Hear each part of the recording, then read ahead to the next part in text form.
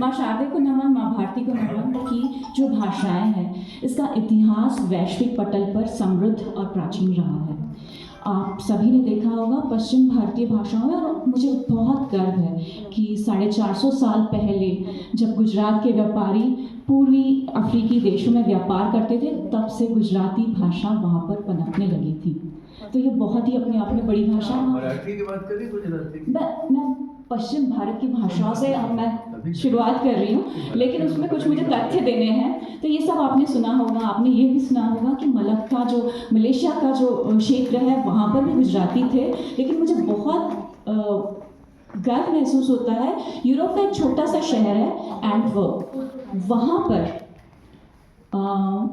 गुजराती भाषा सदियों से है, करीबन 100-150 साल पहले से है।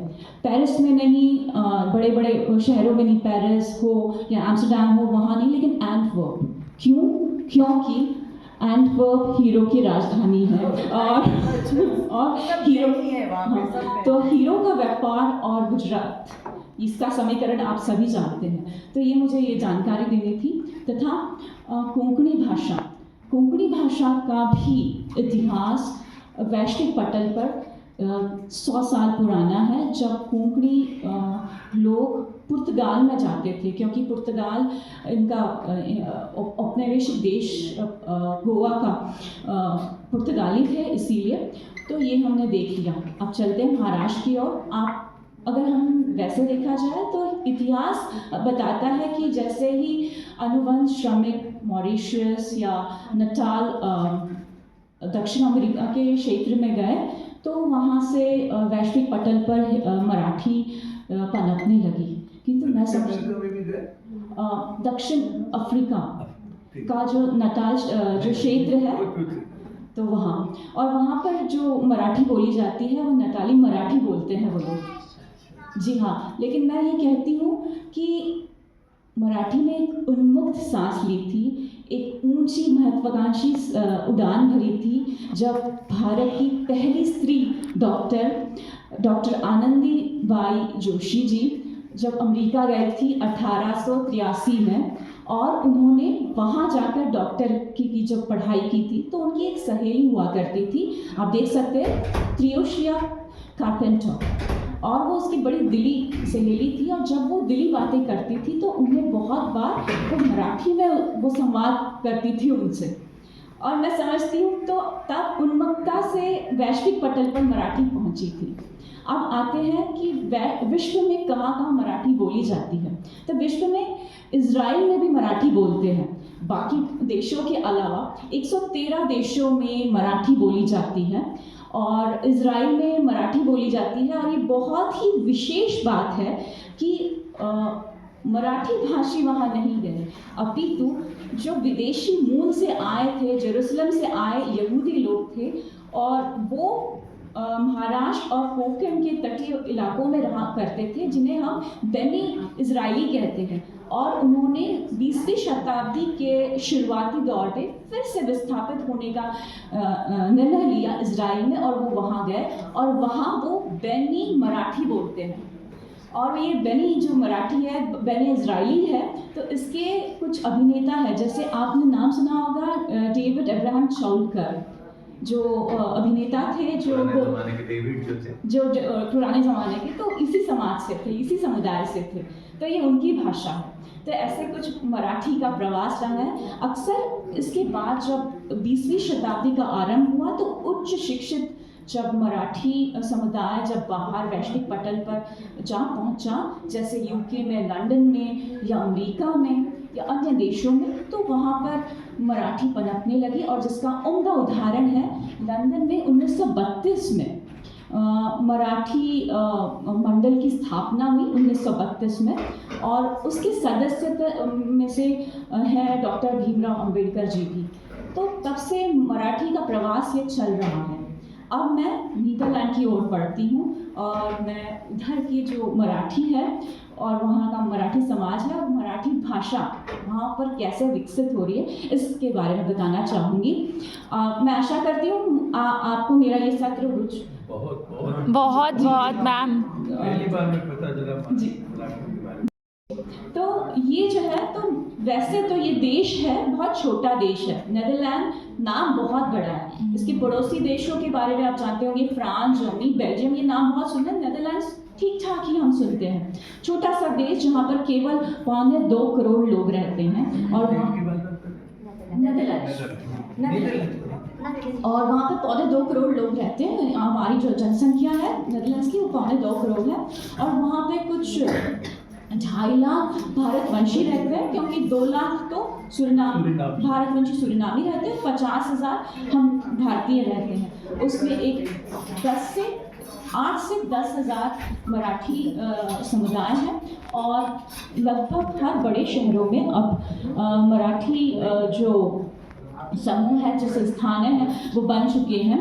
जैसे दंहा, जिसे आप द हेग कहते हैं, दंहा, द उट्रेक्ट, एम्स्टलवी और द हेग, ऐसे शहरों में आइंडहोवन ये दक्षिण नीदरलैंड का एक शहर है, वहाँ पर भी मराठी मंडल है और वहाँ हम सभी हम बच्चे मराठी सीखते हैं और मराठी जो संस्कृति है वो भी बहुत अच्छी तरह पनप रही है। इसका बहुत उम्दा उदाहरण है कि वहाँ जो जन्मे जो बच्चे हैं जो अब 20 साल के हैं, क्योंकि मराठी ने नीदरलैंड में प्रवास किया है तो बस अभी किया है, कुछ ज़्यादा से ज़्यादा 25 साल पहले या 20 साल पहले।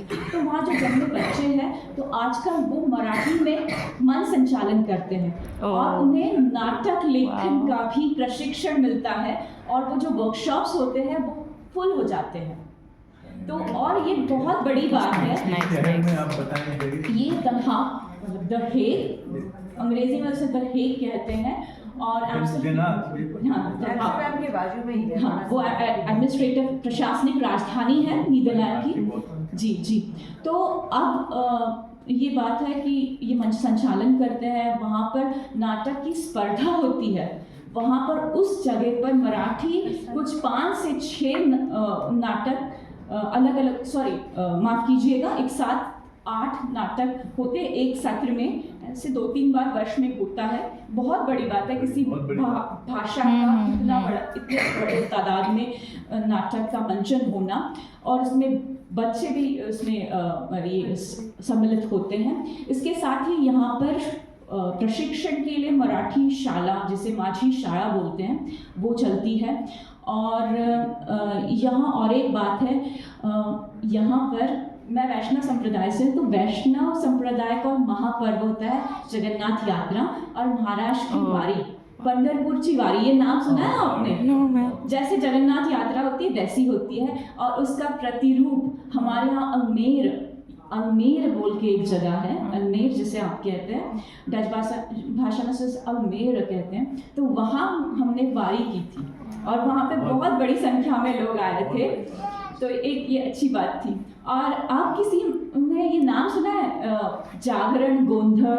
ये नाम आपको तो जगराता जैसे होती है वैसे, तो वो मराठी का जो जागरण मतलब जगराते होती है या गोंधळ वैसे ही होता है, उसकी बिल्कुल वैसे जैसे ही होता है। तो उसका मंचन हुआ था अभी, और ये तो आपने भी नहीं सुना, ये भारत में भी बहुत कम सुना है। तो वो वहाँ हुआ था, 5,500 लोगों के सामने हुआ था और उसे नवाजा गया था। मराठी से इतर लोग भी रहे, डच भाषी थे। और जो सभी को पता है, जो मराठी जो ढोल है, तो आप सभी को पता है, सभी को इसके मंत्रमुग्ध कर देता है। तो जो मराठी जो ढोल वादक है, तो वो गर्जना करते हुए, वो शिव गर्जना करते हुए वो ढोल बजाते हैं और हर साल डच न्यूज़ में बड़े इसमें आता है, बहुत अच्छा लगता है। लगातार मैं देखती हूँ, हर साल हाफ फ्रंट पेज का वो कवर करता है ढोल ताशा और मराठी गणेशोत्सव। और ये अपने आप में बहुत बड़ी बात है।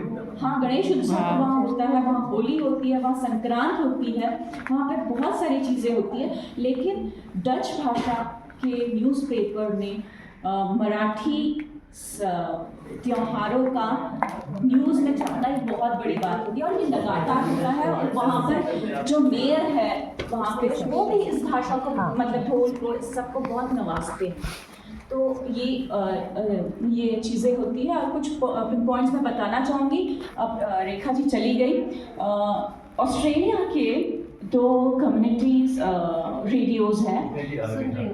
अच्छा, तो सिडनी के कम्युनिटी रेडियो और एडिलेड। थोड़ी देर आपसे संबंधित बातचीत करें। नहीं कोई बात नहीं, अगर आप व्यस्त होंगी तो वहाँ की कम्युनिटी रेडियो में वैदिक अध्ययन होता है। आपको नमन करती हूँ, माफ़ी चाहूँगी। वहाँ पर वैदिक अध्ययन मराठी में होता है और जो बहुत लोकप्रिय है रेडियो में।